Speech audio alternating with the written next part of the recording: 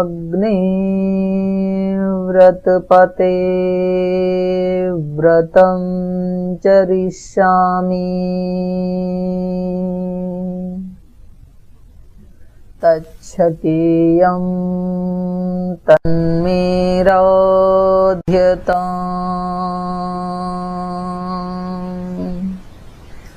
इदमहमनृतात् सत्यमुपैमि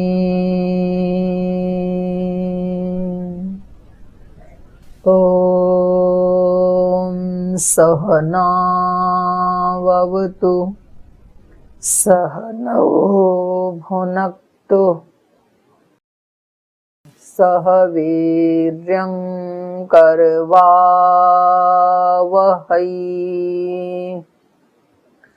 तेजस्विनावधीतमस्तु मा विद्विषावहै ॐ शान्ति शान्ति शान्तिः।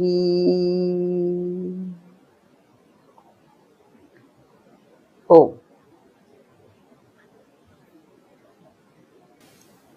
शाश्वत सुख की आज की कक्षा में आप सभी का हार्दिक स्वागत, अभिनंदन। और पिछले पाठ में हमने चर्चा की थी यम नियमों की, यम नियम और उसके भाष्य की। अहिंसा, सत्यस्ते, ब्रह्मचर्य, परिग्रह नियमः, शौच, संतोष, तपस्वाध्याय, ईश्वर प्रणिधानानि नियमः। तो इनका पालन करने में जब कहीं कोई दिक्कत आए, दिक्कत आती ही है क्योंकि सुनते हैं तो बड़ा अच्छा लगता है पाठ। सुनने के बाद जब घर के कामकाज करते हैं, लोगों के फोन उठाते हैं, बातचीत करते हैं, तो लगता है कि क्लास वाली दुनिया कुछ और थी और धरातल वाली दुनिया कुछ और है। लेकिन वास्तव में अलग है नहीं, एक ही दुनिया है। उसी दुनिया में बैठ के हम ये पाठ पढ़ रहे हैं और उसी दुनिया में बैठ के कार्य व्यवहार कर रहे होते हैं। तो हो जाएगा धीरे धीरे, अभी शुरुआत की है, प्रैक्टिस होगी, उसकी भी होगी। तो यहाँ सूत्र में आगे बता रखा है वितर्क बाधने प्रतिपक्ष भावनम। तो ये आज हम पढ़ेंगे। जब ये वितर्क बाधित करने लगे तो क्या करें, उस समय क्या उपाय है। हम अहिंसा का पालन करने लगते हैं, करना चाहते हैं, हिंसा हो जाती है। सत्य का पालन करना चाहते हैं, असत्य आचरण हो जाता है। संयम का जीवन जीना चाहते हैं, असंयम हो जाता है। पार्टी में जाते हैं, वहां लोग कहते हैं थोड़ा तो खा के देखो, फिर जो हम नहीं खाना चाहते थे वो उस दिन खा लेते हैं। तो ये हो जाता है। शौच, संतोष, तप, स्वाध्याय, ईश्वर प्रणिधान, शुचिता का अभ्यास करना चाहते हैं, कहीं ना कहीं से अशुचिता आ जाती है। तप करना चाहते हैं, कहीं ना कहीं तप खंडित हो जाता है। स्वाध्याय करना चाहते हैं, कुछ ऐसे काम निकल आते हैं, स्वाध्याय का नियम टूट ही जाता है। पता लगा जी आपने कहा था कि रात को स्वाध्याय करके सोया करो किसी अच्छी किताब का, और रात को तो पड़ोस में शादी थी तो वहां गीत गाने चली गई। तो अब वहां न चाहते हुए भी, इच्छा नहीं है, इच्छा तो यही है कि स्वाध्याय करूं, अपने घर में बैठ करके अच्छी पुस्तक पढूं और सो जाऊं, न चाहते हुए भी जाना पड़ता है। लेकिन कुछ काम ऐसे होते हैं संसार के। तो ये तप, स्वाध्याय, ईश्वर प्रणिधान, ईश्वर प्रणिधान करना तो चाहते हैं, दिन में हर समय भगवान की शरणागति में रहना चाहते हैं, भगवान के निमित्त ही कार्य करना चाहते हैं। लेकिन कुछ परिस्थिति तो ऐसी आ जाती है कि लगता है कि ईश्वर तो फिर कहीं दूसरे ही लोक में चला गया, हमारे आसपास आजू बाजू में भी नहीं है, और आजू बाजू में तो एक क्लेशपूर्ण एनवायरनमेंट क्रिएट हो जाता है। तो ऐसी स्थिति में हम क्या करें, ये मैं आज आपको बताने वाली हूँ। उससे पहले आपका कोई प्रश्न है तो आप पूछ सकते हैं। पहले उस दिन कुछ बहनें हाथ उठा रही थी तो टाइम हो गया था, इसलिए मैंने उत्तर नहीं दे पाई थी। तो अगर आपका किसी का कोई प्रश्न है पीछे के पार्ट से तो आप पूछ सकते हैं पहले। Any question? No question? कुछ बोल रही हैं बहन सविता जी? प्रणाम जी। आपने उस दिन केस बताए थे, वो संसार में रह के भी जैसे अब हम लोग संसार में रह रहे हैं, कई बार लगता है कि नहीं करे, पर फिर भी हो जाते, तो क्या उसका भी पाप लगेगा? क्यों ना लगेगा। इसी संसार में करना है सब कुछ। ये बहाना नहीं चलेगा भगवान जी के सामने। जी हम तो संसार में रहते थे तो हमें तो पाप मत लगाओ, जो पाप लगाना है तो साध्वी देव प्रिया को लगाओ, वो आश्रम में रहती थी। वह आश्रम भी उसी दुनिया में है। आप कहते हैं ना भाव, हमारा भाव नहीं, भावना नहीं है बिल्कुल भी कि मैं कुछ भी गलत करूं, पर हो गया है। भाव बिल्कुल भी नहीं, अंदर से बिल्कुल भी नहीं है किसी को हर्ट करूं। कई बार ऐसी परिस्थितियां आ जाती हो गए, मतलब हर्ट करवाए, कई बार ऐसा होता जी बिल्कुल, या तो वही बातें हो जाएगा तो ना फिर वैसी भावना कर लो ना, भाई हम तो आपको नहीं हर्ट करना चाहते थे, लेकिन आप तो हर्ट हो गए, लेकिन तो इसलिए सॉरी। और भगवान जी आपको ऐसी शक्ति दें कि आपकी भावना भी मेरे प्रति अच्छी भावना बने। जो मेरी भावना थी आपके प्रति, आप भी उसको समझ पाए, तो फिर वो भावना भी जाती है उसके पास, तो थोड़ी देर में वो न्यूट्रल हो जाता है। समाधान तो है, ऐसी कोई समस्या नहीं है जिसका कोई सॉल्यूशन ना हो धरती के ऊपर, कोई समस्या नहीं है, समाधान तो है। चलिए आगे पढ़ाती हूँ। प्रणाम जी। दीदी अभी आप शुरुआत में जो मंत्र बोलते हैं, हाँ जी हाँ जी बिल्कुल बता देंगे जी, काम है वही हमारा। इसमें मैंने पहले भी बताया है, फिर दोबारा बता देती हूँ। अग्नि ये संबोधन है परमात्मा के लिए। परमात्मा का नाम है अग्नि और संबोधन में कहा जा रहा है अग्नि। अग्नि व्रतपते, हे ईश्वर आप सब व्रतों के स्वामी हैं। कौन कौन से व्रतों के स्वामी हैं ईश्वर?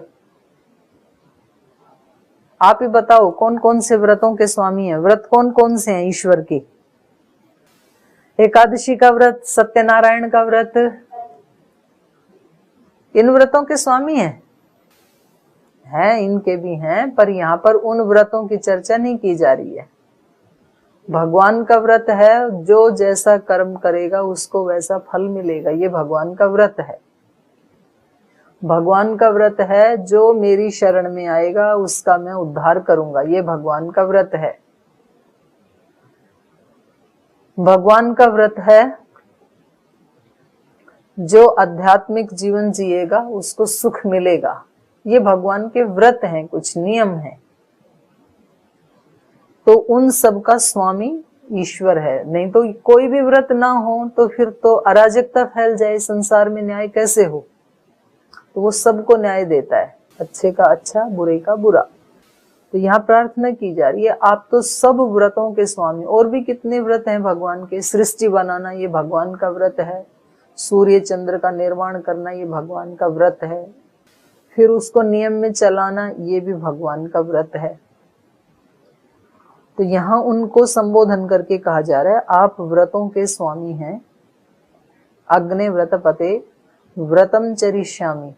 1 घंटे के लिए हम भी व्रत ले रहे हैं कि हम शाश्वत सुख की चर्चा करेंगे और बाकी और कोई भी विचार आने नहीं देंगे। अग्नि व्रतपते व्रतम चरिष्यामि तच्छकेयम तन्मे राध्यताम, और मैं उस व्रत का पालन कर सकूं। तच्छकेयम, छकेयम माने शकेयम, पालन कर सकूं।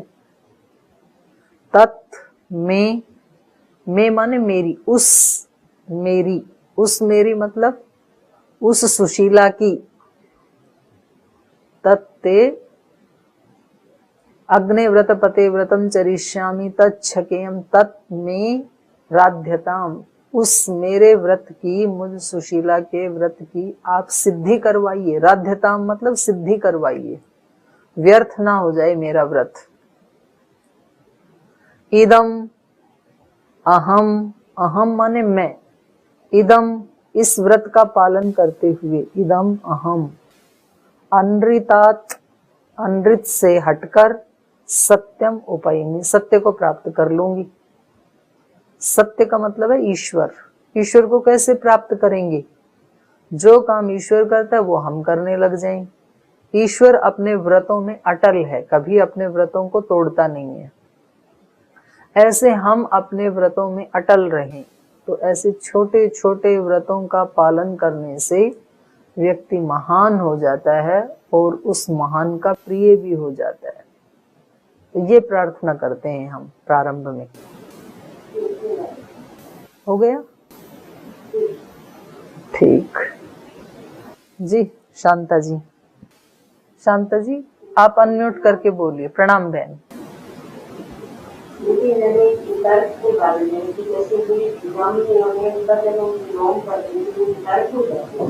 ये तो मैं पढ़ाऊंगी आज, अभी ये सूत्र पढ़ाया नहीं है। हाँ, इससे अतिरिक्त जी। चलूं आगे? एक प्रश्न और है। शारदा देवी जी, पूछिए जी। जी नमस्ते जी। मैं पूछना चाहती हूँ कि शाम को जब हम संध्या करते हैं जी, और कभी कहीं जाना पड़ जाता है, जैसा आपने अभी बताया हाँ, तो नहीं कर पाते, तो फिर क्या पाप लगेगा? नहीं पाप तो नहीं लगेगा, लेकिन आपका नियम है तो आप रात को सोते समय कर लिया करो, कोई बात नहीं। और कोई जो जरूरी काम, हाँ सोते समय कर लो।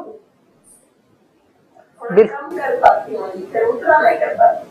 कोई बात नहीं, कोई दिक्कत नहीं है। और जिस काम के लिए गए हो उसमें भी भगवान का स्मरण बनाए रखो कि भगवान जी ये काम आ गया, इसलिए इस कार्य के निमित्त आना भी मेरी पूजा ही समझना।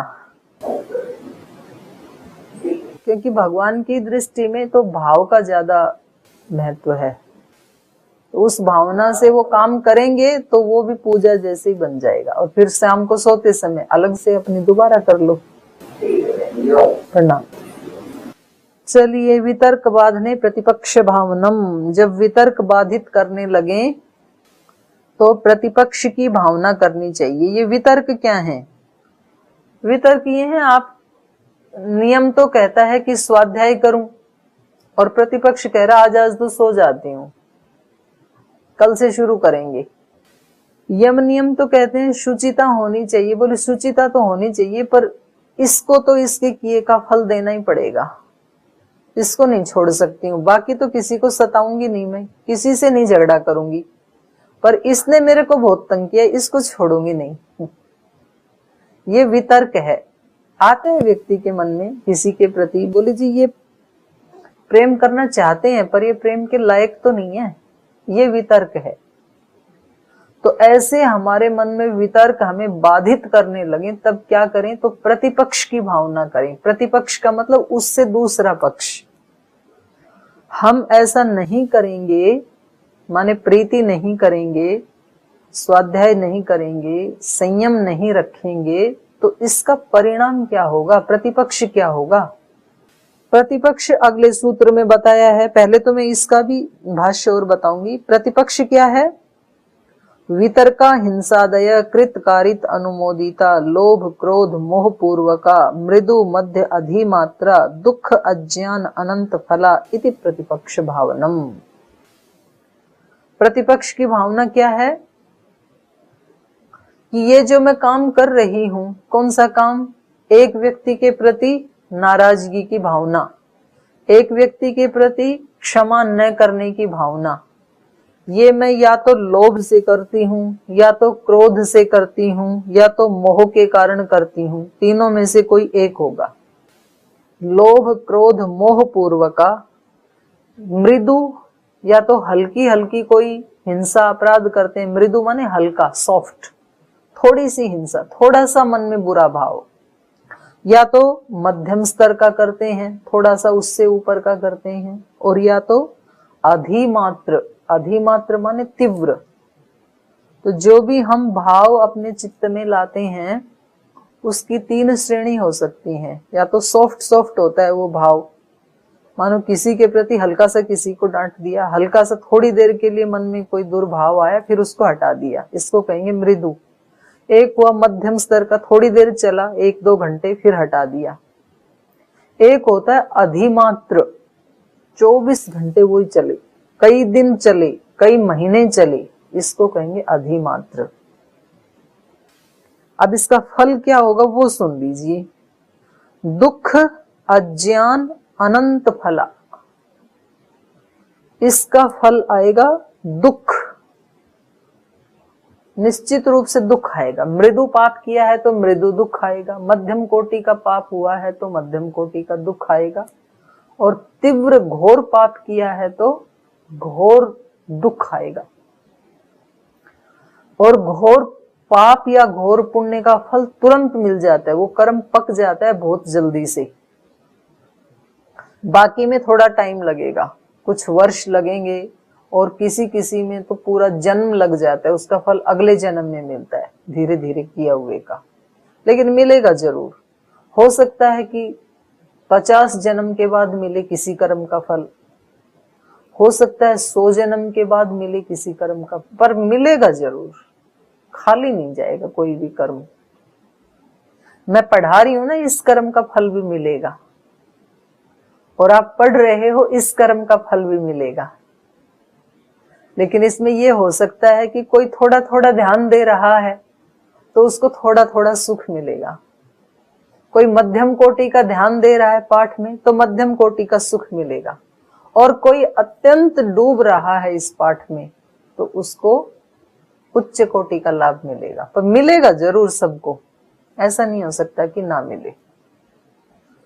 तो ये तो हुआ पुण्य की बात, पर कोई पाप हो गया तो उसका परिणाम क्या होगा? लोभ पूर्वक किया, क्रोध पूर्वक किया, मोह पूर्वक किया। जैसे मैं हिंसा की बात करती हूँ, हिंसा 3 प्रकार की है, शरीर से हिंसा, वाणी से हिंसा और मन से हिंसा। 3 साधन से हिंसा की जा सकती है किसी की। हिंसा मतलब दुख देना, तो क्या तो हम शरीर से किसी की पिटाई कर दें तो ये हो गया शरीर से हिंसा। फिर वाणी से हम ऐसा कुछ कठोर बोल दें, या तो असत्य बोल दें, या तो वाणी से चुगली करते हैं, या तो किसी की निंदा करते हैं, ये सब वाणी के पाप हैं, वाणी से हिंसा है ये। और एक होता है फिर मन से, वाणी से भी कुछ नहीं बोला, ये आज के जमाने में बहुत ज्यादा बढ़ी हुई है। पहले लोगों के मन ज्यादा साफ थे, व्यवहार में फिर भी गलतियां हो जाती थी।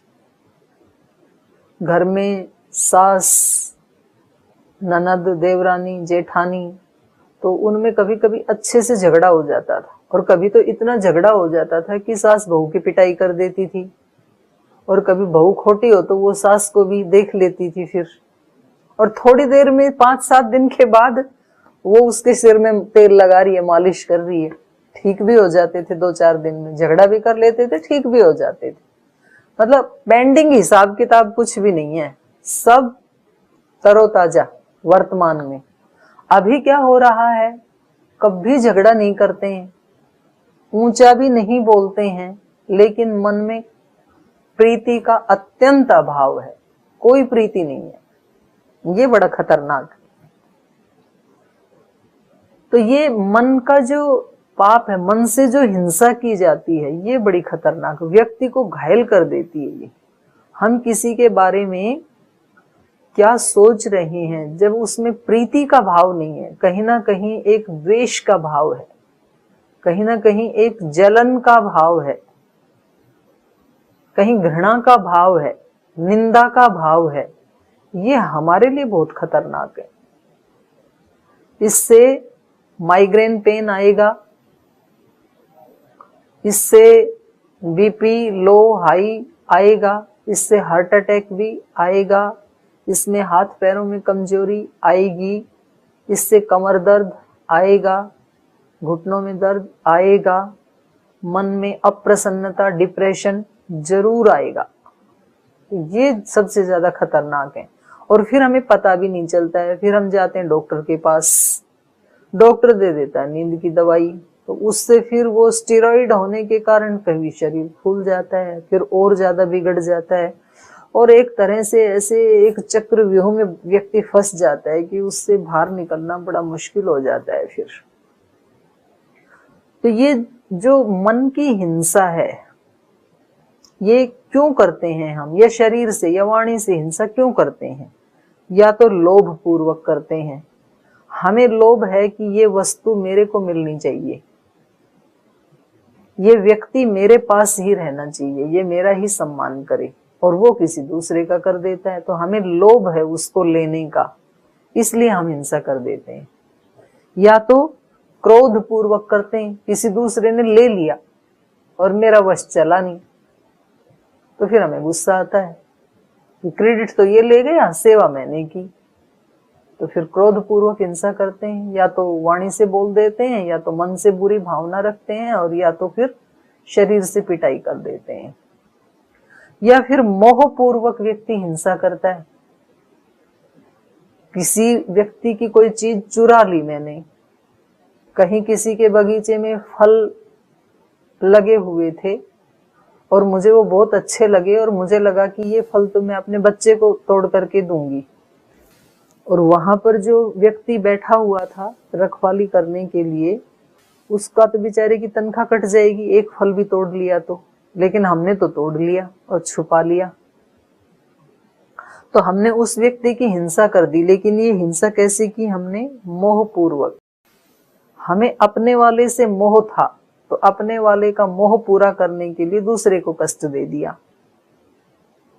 ऐसे तो करता है व्यक्ति, अपने हमें जिससे प्रीति है उसकी खुशी के लिए दूसरे को दुख दे देते हैं, तो ये हिंसा हो गई मोह पूर्वक। तो चाहे क्रोध पूर्वक हिंसा की, चाहे लोभ पूर्वक की, चाहे मोह पूर्वक की, इसका परिणाम सुन लीजिए। इसका परिणाम है दुख, अज्ञान, अनंत फला। अनंत दुख, अनंत अज्ञान। कितना दुख? 1-2 घंटे का नहीं, 1-2 साल का नहीं, 1-2 जन्म का नहीं, अनंत दुख। इसी सूत्र के भाष्य में लिखा है कि ऐसे प्राणियों को मैं ऐसी निम्न योनियों में फेंक देता हूं अनंत काल तक। एक बार कीट बनेगा, एक बार पतंग बनेगा, एक बार छिपकली बनेगा, एक बार मच्छर बनेगा, मतलब कितनी सारी योनियां हैं कि वहां से उसका निकलना बड़ा मुश्किल हो जाता है। फिर ऐसे उसमें डाल देता हूं। ये मैं ऋषियों की बात कह रही हूं, बिल्कुल प्रामाणिक बात कह रही हूं। अनंत दुख, अनंत अज्ञान, इस सब में फेंक दिया जाऊंगा। तो अब मैं आपको थोड़ी सी डरा नहीं रही हूं, सावधान कर रही हूं, क्योंकि कर्म हमारे हाथ में। जो कर चुके वो तो कर ही चुके हैं, वो तो वापस आएंगे नहीं, पर जो नहीं किए हैं वो हमारे हाथ में है। तो उनसे कैसे बचें हम, प्रतिपक्ष भावना कैसे करें, तो ये बता रहे हैं। घोरेषु संसार अंगारेषु पच्यमानेन मया शरणम उपागत। मैं संसार के घोर अंगारों में पकाया जा रहा था, मतलब दुखी हो रहा था। सर्वभूत अभय प्रदानेन योग धर्म। और फिर मैं किसकी शरण में आया? शरणम उपागत, सर्वभूत अभय प्रदानेन योग धर्म। सब प्राणियों को जो अभय प्रदान करता है, ऐसे योग धर्म की मैं शरण में आया। पहले मैं जीवन में बहुत दुखी था, संसार के घोर अग्नि के अंगारों में पकाया जा रहा था। तो ऐसी दुख की हालत में, किसी को शारीरिक रोग था, किसी को मानसिक रोग था, किसी को आर्थिक रोग था, इन सब रोगों से दुखी होकर के तो मैं योग धर्म की शरण में आया था। स खलु अहम त्यक्त्वा वितर्कान पुनः तान अददान तुल्य श्वान वृत्ति इति भावयेत। और अब मैं उस योग धर्म को छोड़ करके फिर उन्हीं राग द्वेष में वापस जा रहा हूं। तो इसको यहां पर इन्होंने कहा है श्वान वृत्ति। श्वान कहते हैं कुत्ते को। कुत्ता पहले कोई वस्तु खाता है, फिर उसको वोमिट कर देता है, फिर वोमिट को चाटता है। तो ये देखो भाष्यकार ने कितने कठोर शब्द का प्रयोग किया है। योग धर्म को अपनाया, जब हमने योग की शरण में आए तो हमने क्या संकल्प किया था? अब किसी की हिंसा नहीं करनी, अब झूठ नहीं बोलना, अब किसी की निंदा नहीं करनी, किसी की चुगली नहीं करनी, अब गुरु की शरण में आ गए, अब योग की शरण में आ गए, ऐसा हमने सोचा था। और फिर थोड़े दिन के बाद फिर वही करने लग गए, जहां से आए थे उसी में फिर पहुंच गए। तो बोले आपने तो ये श्वान वृत्ति कर दी, आपने तो ये मतलब कुत्ते जैसा आचरण कर दिया। ये बहुत कठोर शब्द है, मेरे को बोलने में भी दिक्कत हो रही है, लेकिन भाष्यकार ने ऐसे लिखा है कि जिस चीज को त्याग दिया था उसी को दोबारा चाट रहे हो, ऐसी भावना करनी चाहिए। ये प्रतिपक्ष भावना है। और आगे इसमें जो मैंने बताया था, अगर ऐसा करेंगे तो क्या होगा, तो इसमें भी आप एक बार देख लीजिए। ये कह रहे हैं दुखम अज्ञानम च अनंतम फलम येषाम प्रतिपक्ष भावनम तथा च हिंसकः तावत् प्रथमम वध्यस्य वीर्यम आक्षिपति ततश्च शस्त्रादि निपातेन दुःखयति ततः जीवितादपि मोचयति ततः वीर्यापेक्ष पादस्य चेतन अचेतनम उपकरणम क्षीण वीर्यम भवति।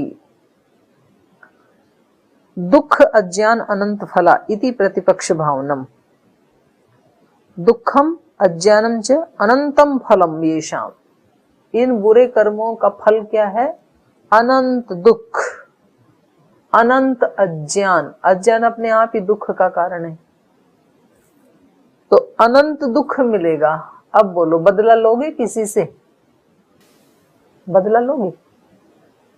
जिसने आपका बुरा कर दिया उसका बदला लोगे? प्रतिशोध करोगे?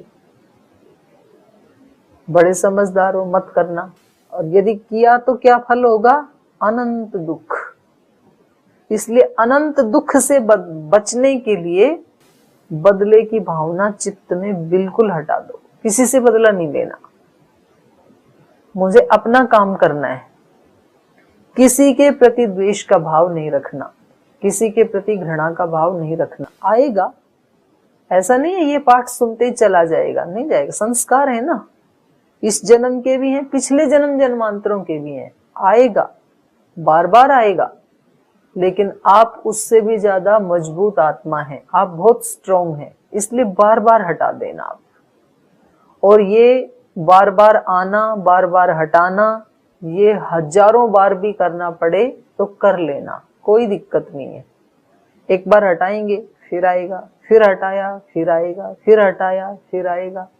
लेकिन आप बोलो कि पाप तू यदि जिद्दी है तो मैं तेरे से 1000 गुना ज्यादा जिद्दी हूं, फिर बात बन जाएगी। वो भी देख लेगा भाई ये तो वास्तव में जिद्दी है, ये छोड़ेगी नहीं मेरे को, ये छोड़ेगा नहीं मेरे को, तो अब मैं किसी और को पकड़ूं।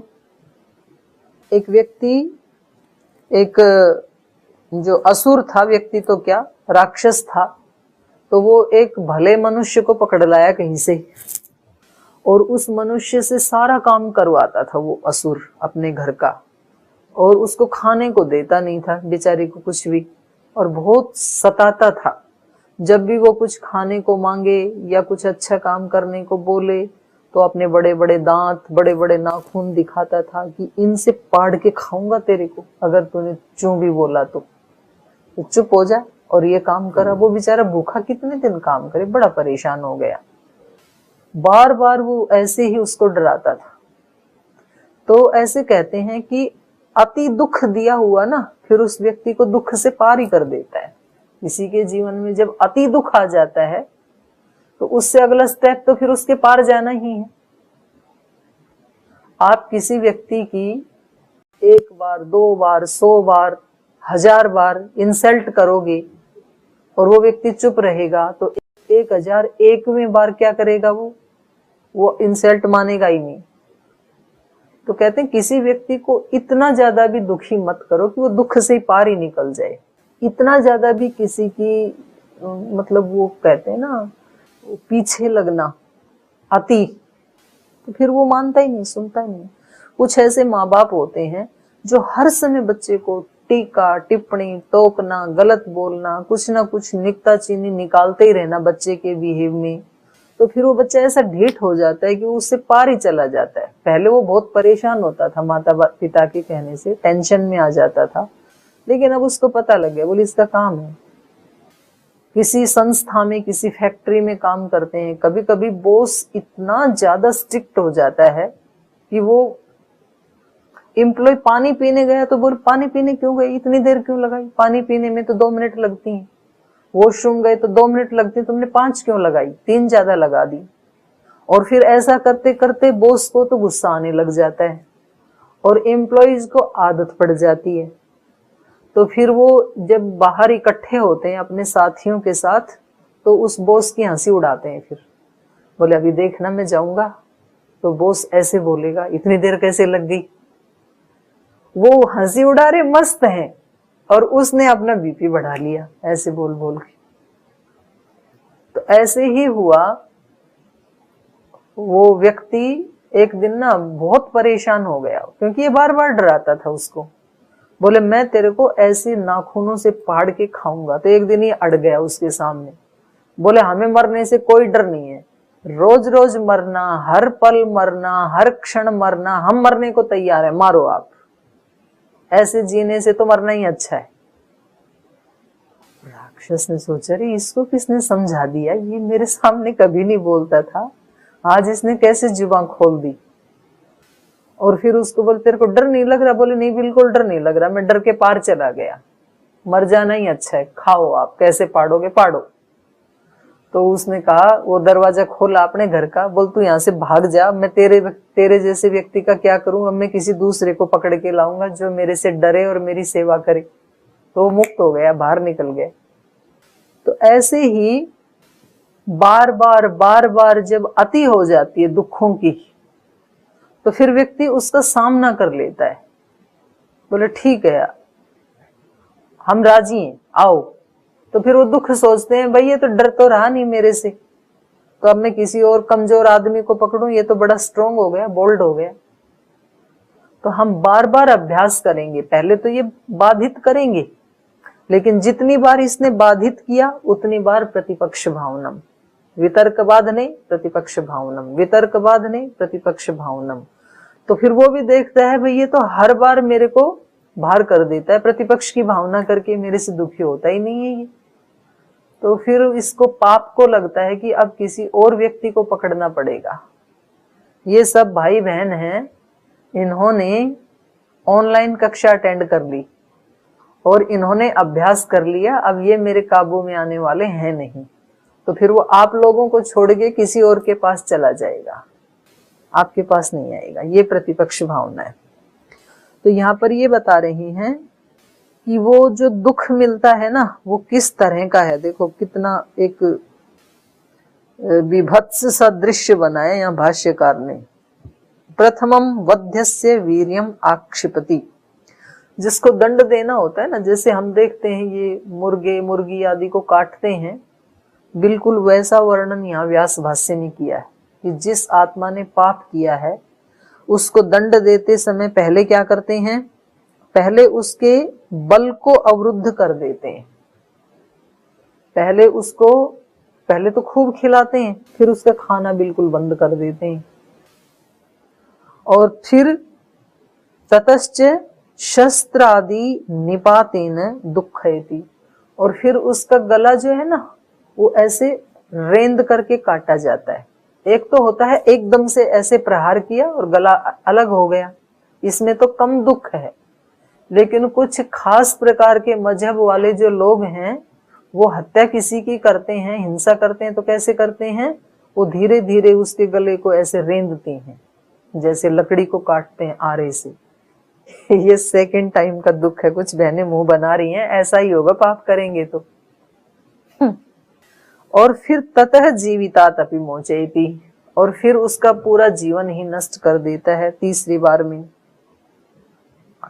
ततो वीर्य आक्षेपाद अस्य चेतना अचेतनम उपकरणम क्षीण वीर्य भवति। तो फिर ये व्यक्ति एक अचेतन उपकरण की तरह से क्षीण वीर्य, मतलब उसमें कोई अब कोई उत्साह नहीं है। मतलब एक तो ये फिजिकली हो गया, और एक होता है फिजिकली नहीं, मेंटली किसी व्यक्ति को इतना ज्यादा जलील, इतना ज्यादा दुख दे दो कि उसमें कोई उत्साह बचे ही नहीं, तो ये तो मारने से भी ज्यादा बुरा हो गया ना। देखो, जो आदमी बहुत पाप करते हैं, कभी कभी उनके जीवन में ना इतना दुख आ जाता है, कभी शरीर में बहुत ज्यादा दुख आ जाएगा, और कभी वो मानसिक रूप से इतना अशांत हो जाएगा, कभी उसके घर में इतनी दरिद्रता, कलह, कलेश, तो उस घर में रहना और नरक में रहना बराबर हो जाता है। ये सब कर्मों के फल हैं।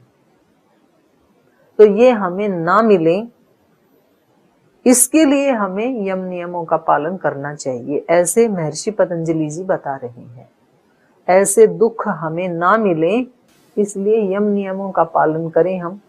यम नियम, आसन, प्राणायाम, प्रत्याहार, धारणा, ध्यान, समाधि, सेवा, समर्पण, दान, त्याग, इन अच्छे अच्छे गुण जो भी हैं, तो अपने डायरी में लिख के रखने चाहिए।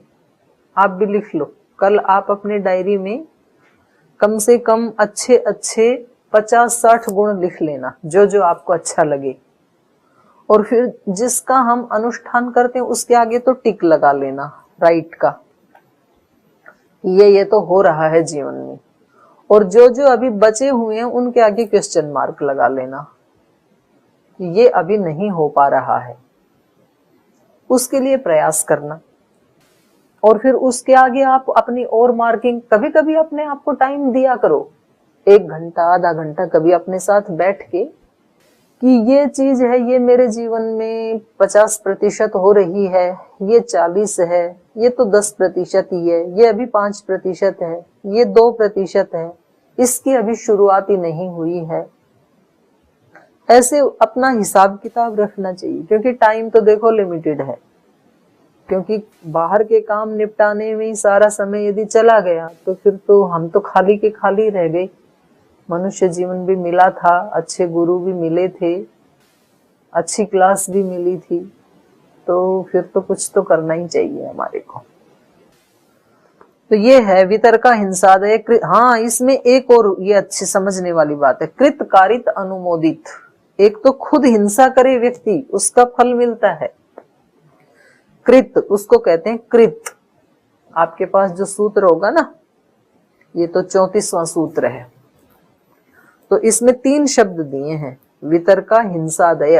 हिंसादय मतलब हिंसा आदि, आदि का मतलब हिंसा के साथ फिर असत्य, अब्रह्मचर्य, जो उसमें 5 यम बताए थे, अहिंसा, असत्य, अस्तेय, ब्रह्मचर्य, अपरिग्रह, उसका उल्टा कर दो। अहिंसा का उल्टा हिंसा, सत्य का उल्टा असत्य, अस्तेय का उल्टा स्तेय, चोरी करना, ब्रह्मचर्य का उल्टा अब्रह्मचर्य, असंयम। अहिंसा, सत्य, अस्तेय, ब्रह्मचर्य, अपरिग्रह, अपरिग्रह का उल्टा परिग्रह। सब कुछ जोड़ के रखना, सब मेरे पास ही होना चाहिए।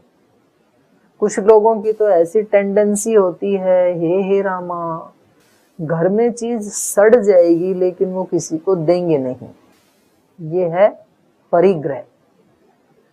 और कुछ की ऐसी प्रकृति होती है कि वो सब कुछ बांटने में उनको खुशी मिलती है, और इसके लिए शास्त्र पढ़ने की जरूरत नहीं है। ये स्वभाव तो जन्म जन्मांतरों से भी मिलते हैं, और कभी कभी अपने घर परिवार से संस्कारों में भी मिलते हैं। जैसे हमने देखा, हमारी माता जी तो एक अक्षर भी पढ़ी हुई नहीं थी, बिल्कुल अनपढ़ थी, और गांव में रहते थे तो कुछ तो देने के लिए तो होता नहीं है। गांव में छोटा सा एक परिवार, छोटे से घर में पैदा हुए, गांव में पैदा हुए। लेकिन हमारी माता जी का ये नियम था कि कोई भी व्यक्ति घर में आया, कुछ भी नहीं है ना, तो खेत में से, जैसे अभी सर्दी की ऋतु है तो थोड़ा बथुआ तोड़ के उसको बथुआ दे देती थी। जैसे खेत में एक अमरूद का पेड़ लगा है, अमरूद तोड़ के 2 अमरूद दे दिया। संतरा का पेड़ है, 2 संतरा तोड़ के दे दिया। नींबू का पेड़ लगा था, 5-10 नींबू दे दिए। खाली किसी को नहीं भेजना, लेकिन कुछ भी दो उसको। और पहले ऐसे परिपाटी थी कि जैसे कोई रिश्तेदार आते थे, वो खाने के लिए कुछ लाते थे, खास करके मामा के यहाँ से। जैसे वो पहले तो बना के लाते थे सुहाली, खुरमा आदि। तो मैंने देखा कई बार हमारे को बुरा लगता था। माता जी पूरी वो परात में भर के मेरे को भेजती थी, बोली सब घरों में 5-5 दे के आ जाओ। मेरे को लगता मेरे लिए तो कुछ बचा नहीं, सारा बांट दिया। तो बोले तू ये नीचे के टूटे टूटे बच गए ना, ये तू खा ले, ये तू खा लेना। मैंने कहा मैं नहीं बांट के आऊंगी। फिर बोल तेरे को और बना देंगे, बेटा बांटना ही चाहिए। तो ये जो भाव है दूसरे को देने वाले, और कुछ ये तो है अपरिग्रह, अपने पास ज्यादा समेट के नहीं रखना। तो ज्यादा एक्स्ट्रा कपड़े हैं तो कपड़े दे दो, जूते हैं तो जूते दे दो, पैसे हैं तो पैसे दे दो, फल हैं तो फल दे दो। जो अपने पास है वो देना चाहिए, इसका नाम है अपरिग्रह। और कुछ तो इतने कंजूस, जो परम पूज्य गुरुदेव बताते हैं, मक्खी चूस।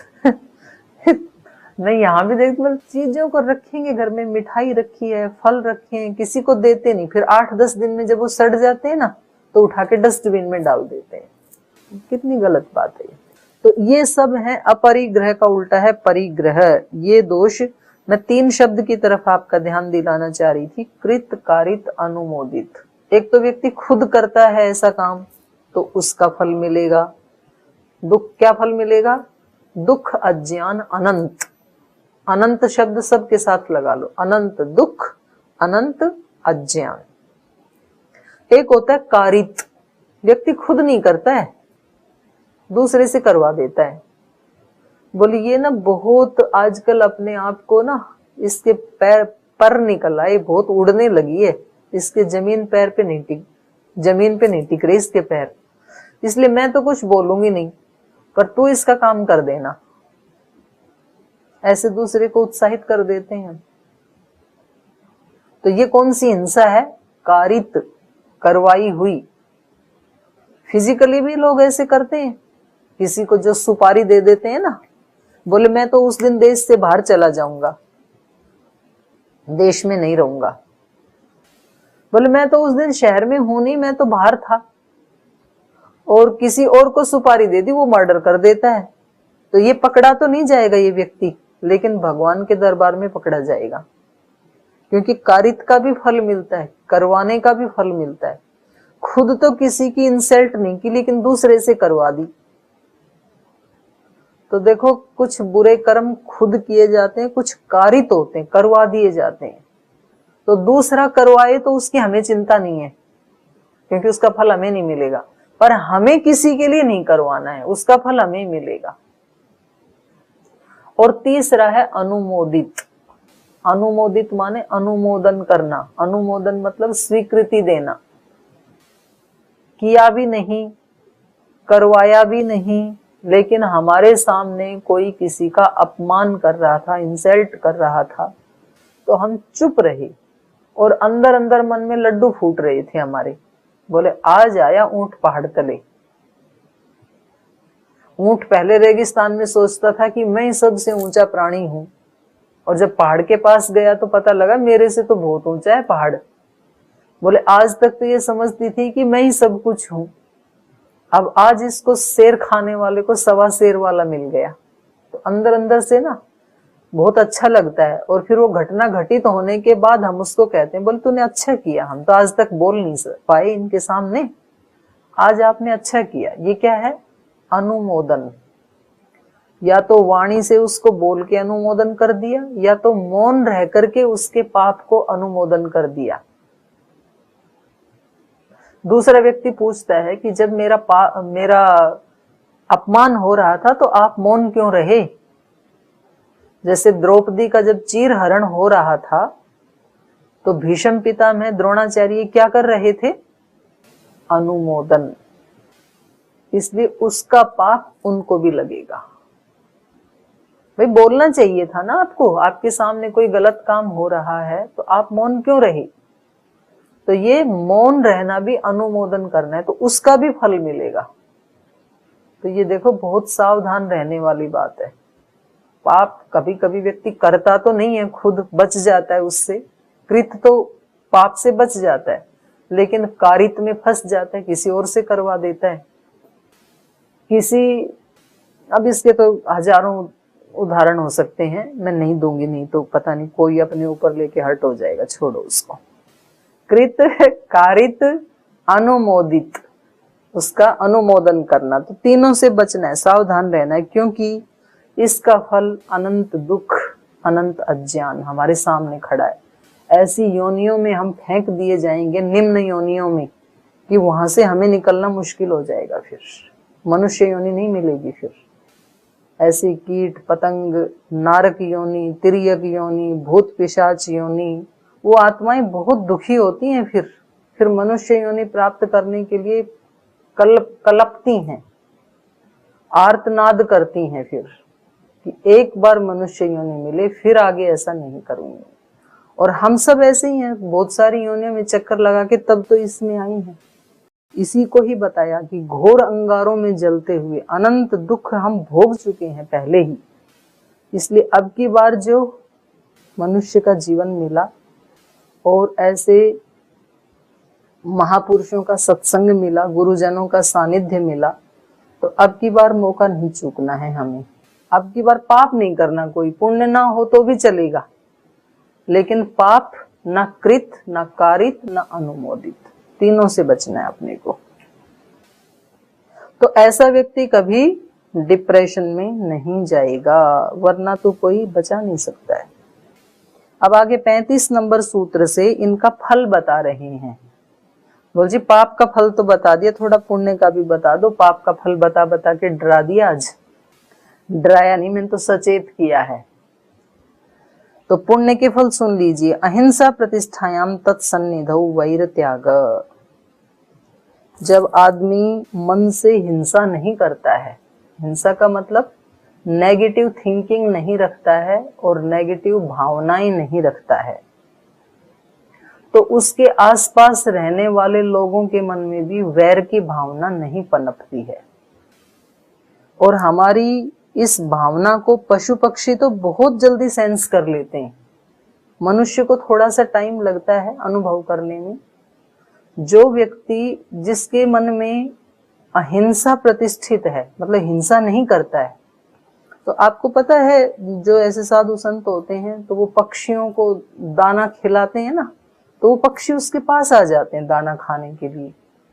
कभी कभी तो उसके हाथ पे बैठ के कबूतर दाना खा के चला जाता है। कुत्ता, बिल्ली, आपके घर में आप जो पालतू कुत्ता पालते हैं तो वो कैसे आपकी गोद में आकर के आपसे प्यार करता है? वो आपसे डरता ही नहीं, क्योंकि उसके प्रति आपके मन में प्रीति की भावना है उस प्राणी के प्रति। हम अपने घर में गाय भैंस पालते हैं, उस गाय की हमारे से इतनी प्रीति हो जाती है कि वो हमारे को देख करके रंभाने लगती है, बोलने लगती है, बुलाने लगती है, और हम कहीं इधर उधर चले जाएं तो वो परेशान हो जाती है, क्योंकि वो उस भावना को समझ जाते हैं वो प्राणी कि इसकी मेरे प्रति प्रीति की भावना है, हिंसा की भावना नहीं है, अहिंसा की भावना है। और धीरे धीरे मनुष्य भी समझने लग जाते हैं। लेकिन भावना जब हिंसा की है अंदर, तो फिर पशु पक्षी भी पास में नहीं आते, डरते हैं, और मनुष्य तो बहुत ही ज्यादा बिदकते हैं फिर पास आने से। तो कभी कभी आपने देखा होगी कि कुछ लोग जैसे वाणी का दोष नहीं करते, बहुत मीठा बोलते हैं, लेकिन भावना पवित्र नहीं होती है। इसलिए मीठा बोलने के बावजूद भी उस व्यक्ति के पास बैठने का मन नहीं करता है। और कुछ लोग ऐसे होते हैं कि जो बहुत ज्यादा, उनकी वाणी में तो सॉफ्टनेस नहीं होती है, धमकाते रहते हैं, लेकिन फिर भी उनसे प्रीति रहती है, फिर भी उनसे दूर नहीं भागते हैं। तो सरिता जी ज्यादा ही हंस रही हैं क्योंकि उनके मन में दुर्भावना नहीं है, भावना अच्छी है। तो कहीं ना कहीं एक व्यक्ति की भावना दूसरे व्यक्ति की भावनाओं के पास पहुंचती है, भावनाओं को हमारा हृदय फील कर लेता है। ये हमारे सामर्थ्य है, हमारी भावनाओं में, हमारे सूक्ष्म शरीर में।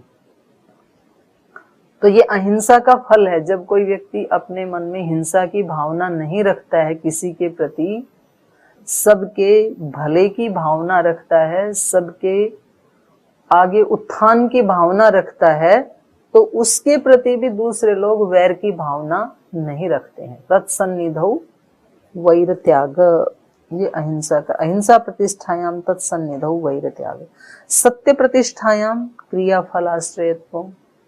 जो व्यक्ति सत्य में प्रतिष्ठित हो जाता है, सत्य सोचता है, सत्य बोलता है, सत्य ही करता है। सत्य मतलब जो उसके वर्ण आश्रम धर्म के अनुसार सत्य है, वो उसको सत्य कहेंगे। ब्रह्मचारी के लिए अलग प्रकार के धर्म हैं, सन्यासी के लिए अलग हैं, गृहस्थी के लिए अलग हैं, वानप्रस्थी के लिए अलग हैं, विद्यार्थी के धर्म अलग हैं, घर में माता पिता के धर्म अलग हैं, बड़े बुजुर्गों के धर्म अलग हैं। क्षमा बड़न को चाहिए छोटन का उत्पात। कहीं भी संगठन में, परिवार में यदि आप बड़े हैं तो आपको अपने छोटों को संभाल के तो रखना है। कोई दोष करें तो उनको वहां से बचाना है, हटाना है, लेकिन उनके प्रति वैर भाव नहीं रखना। मन से उनके अपराधों को क्षमा करना है, यही धर्म है। तो ऐसे अलग अलग व्यक्तियों के अलग अलग धर्म होते हैं। पिता का अलग धर्म है, पुत्र का अलग धर्म है, माँ का अलग धर्म है। उन सब का पालन करना यही सत्य प्रतिष्ठा है। तो ऐसे उस सत्य में प्रतिष्ठित होने पर सत्य प्रतिष्ठायाम क्रिया फलाश्रयत्वम। सभी प्राणी क्रियाओं और फलों के पात्र बन जाते हैं। जैसे ऐसा व्यक्ति जो सर्वथा मन से, वचन से, कर्म से सत्य में प्रतिष्ठित है, तो उसकी वाणी अमोघ हो जाती है। फिर वो जैसा बोलता है वैसा ही सिद्ध हो जाता है। जैसे हम अपने परम पूज्य गुरुदेव के जीवन में देखते हैं कि वो जैसा संकल्प करते हैं वैसा सिद्ध हो जाता है, उससे कुछ सवाया ही सिद्ध होता है। ये है सत्य में प्रतिष्ठा। चाहे फिर वो स्वदेशी का कार्य हो, चाहे संगठन का कार्य हो, चाहे अध्यात्म का कार्य हो, कोई भी कार्य क्यों ना हो, ऐसे व्यक्ति की वाणी अमोघ हो जाती है और वो किसी के सर पे हाथ रख के आशीर्वाद दे देता है तो उस व्यक्ति की दोष, रोग ये सब हट जाते हैं। जैसे रामकृष्ण परमहंस ने विवेकानंद जी को टच करके ही अपना शक्तिपात कर दिया था। तो शक्तिपात होता है, ये कोई कहानी नहीं है, सच है ये। लेकिन उसके लिए पात्र तो बनना पड़ता है। शिष्य में भी पात्रता होनी चाहिए और गुरु के पास वैसी सिद्धि होनी चाहिए, तो फिर काम बन जाता है। तो सत्य प्रतिष्ठायाम क्रिया फलाश्रयत्वम। तो यहाँ लिखा है धार्मिको भूया इति भवति धार्मिक है। व्यास भाष्य कह रहे हैं वो व्यक्ति किसी को बोले धार्मिक हो जाओ तो धार्मिक हो जाएगा वो व्यक्ति। स्वर्गम प्राप्नुहि, आप स्वर्ग को प्राप्त करो, वो व्यक्ति स्वर्ग को प्राप्त कर लेगा। अमोघ अस्य वाग भवति, इसकी वाणी अमोघ हो जाती, खाली नहीं जाती इसकी वाणी, जो बोलेगा वैसा हो जाएगा। लेकिन वो ऐसे ही बिना सोचे समझे नहीं बोलेगा कि किसी को भी बोल दे कि जाओ आप स्वर्ग प्राप्त कर लो, ऐसे नहीं बोलेगा। पात्र को ही बोलेगा, विवेकी होता है, ऐसे आंख मूंद के नहीं बोलेगा। तो ये दो का मैंने आपको बताया, अहिंसा, सत्य। आगे फिर जो यम नियम है उनका पालन करने से, अस्तेय का, ब्रह्मचर्य का, ईश्वर प्रणिधान का पालन करने से क्या लाभ होता है। क्योंकि व्यक्ति का स्वभाव ऐसा है, जब तक उसको लाभ ना दिखाया जाए ना, इससे क्या होगा, तब तक अनुष्ठान नहीं करता है। और सबसे बड़ा लाभ तो इसी से ही होता है, ये सर्वोपरि लाभ है। बाकी के संसार के लाभ तो छोटे छोटे टाइम के लिए हैं, आज हुआ कल हम चले गए तो लाभ भी यहीं रह गया। और ये लाभ ऐसा है कि ये एक बार हुआ तो सदा सर्वदा हमारे साथ रहेगा। तो समझदार आदमी के लिए तो ये सबसे ज्यादा फायदे का सौदा है। ठीक है, संसार की कर्तव्य भी हमें निभाने हैं, उससे कोई भागने की बात नहीं यहाँ पर कही जा रही है। लेकिन परम पूज्य गुरुदेव बताते हैं कि अपने दायित्वों को ऐसे निभाओ जैसे कोई नाटक कर रहे हैं। टीवी पे करते हैं ना, अनेक अनेक पात्र हैं, कोई अच्छी बहू बनती है, कोई बहुत बुरी सास बनती है, कोई बहुत अच्छा पति बनता है। तो वो ऐसा रोल निभाते हैं कि जैसे उससे बढ़िया बहू तो धरती पे कोई है ही नहीं। और रियल लाइफ में 3 शादियां हो रखी हैं, 2 को तलाक, तीसरी शादी। मेरे को पता लगा, मैंने कहा है ये तो मेरे जीवन की आदर्श थी। महाराज जी बोले सब झूठा और नाटक था, जीवन की आदर्श। उसी दिन से छोड़ दिया मैंने। ये बहुत पुरानी बात बता रही हूँ मैं, 2009-10 की। तो नाटक कैसे करते हैं वो, बहुत ही बखूबी से। तो जब संसार के काम करते हो ना, तो उसको तो ऐसे करो जैसे आप मंच पे नाटक कर रहे हो। अच्छी माँ, अच्छी पत्नी, अच्छी कार्यकर्ता, अच्छी बहन, अच्छी बेटी, अच्छी देवरानी, अच्छी जेठानी।